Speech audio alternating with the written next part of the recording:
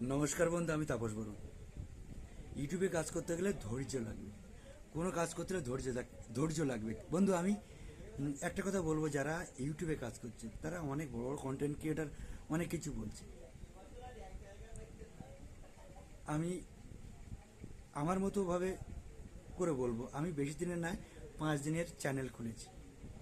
আমি যতটা অভিজ্ঞতা হয়েছে মানে ইউটিউবের গাইডলাইন ঘেঁটে আমি জানলাম বন্ধু, গাইডলাইনের ঊর্ধ্বে কিছুই নাই। গাইডলাইন তুমি মেনে চলতে পারলে ঠিক আছে। আর টাইম টাইম ফটো বলো, ফটোতে আমি জানি না কোনদিন কিন্তু আমি ফটো পোস্ট করি। ফটোতে আর্নিং হয় কিনা আমি জানি না, কিন্তু আমি ফটো পোস্ট করি।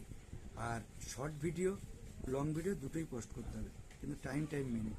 আমরা যেমন অফিসে কাজ করি, একটা টাইম, ঠিক টাইম টাইম আমাদের অফিসে হাজির দিতে হবে। ঠিক অনলাইনে ফেসবুক বলো আর ইনস্টাগ্রাম বলো আর ইউটিউব বলো, একই নিয়ম। তা টোটাল গাইডলাইন মেনে চলতে হবে। সুন্দর সুন্দর তোমার ভিডিও পোস্ট করে, এমন কিছু তোমার ভিডিও থেকে মানুষ কিছু উপকার পায়, তেমন ভিডিও তুমি পোস্ট করো। তাহলে দেখবে বন্ধু, মানুষ সবাই তোমার ভিডিও নেবে।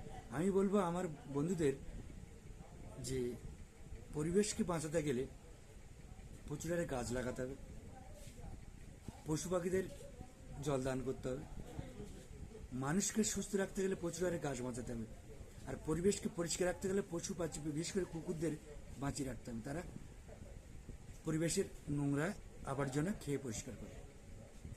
ওদের জল দেওয়ার জন্য একটু বাড়ির আশেপাশে ড্রামে জল রাখবেন, ওরা খাবে, বা মালসায় কিছু পাত্রে। কুকুর কিন্তু প্রচুর পশু ভক্ত।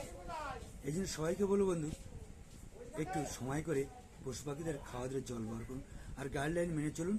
নমস্কার বন্ধু, আমি তাপস বরুণ। ভালো লাগলে ভিডিওটা দেখবেন, না স্কিপ করে দেবেন। ভালো লাগলে ভিডিওটা লাইক কমেন্ট শেয়ার করবেন, আর সবার কাছে পাঠিয়ে দেবেন।